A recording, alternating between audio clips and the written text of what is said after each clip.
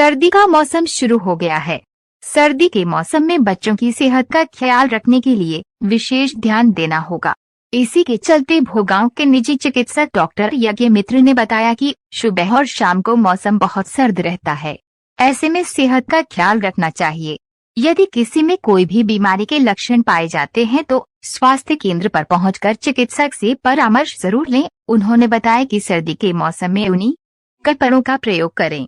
सोते समय गुनगुने पानी का प्रयोग करें। देखिए भारत टीवी न्यूज की खास रिपोर्ट। देखिए, इस समय मौसम परिवर्तन हो रहा है।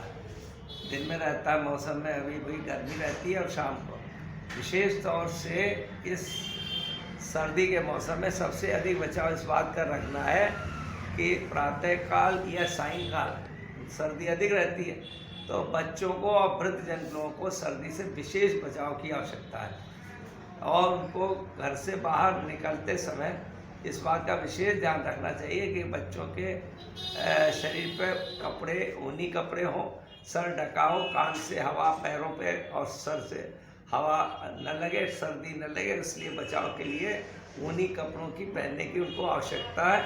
सर्दी से बचाव के लिए खान पान में भी इस बात की आवश्यकता है कि हम जिस चीज़ को खाते हैं वो हमारे स्वास्थ्य के लिए हितकर है कि नहीं। अब जिस तरह से सर्दी का मौसम है तो लोगों को गुड़ तिल आदि का सेवन करना चाहिए, सेहत के लिए अच्छा है।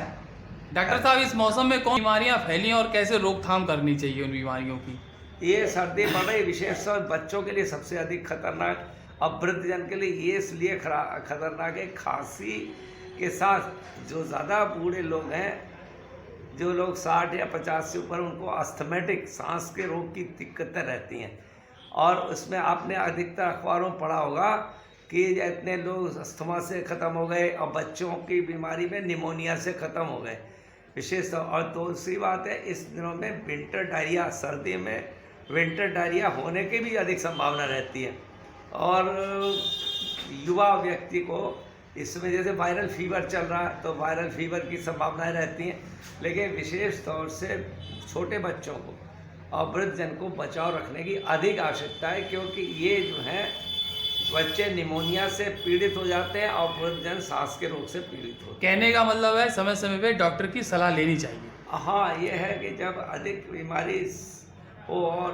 कंट्रोल से बाहर, आवश्यकता इस बात की है कि अगर परामर्श लिया जाए या उससे चिकित्सक की राय लेने से बचाव किया जा सकता है और उनसे उपचार लेने से बीमारी से बचा जा सकता है और गंभीर बीमारी होने से बचा जा सकता है और किसी आपात स्थिति से भी बचा जा सकता है। इमरजेंसी में जाना पड़े, कोई बात हो जाए तो ये बात बहुत आवश्यकता है।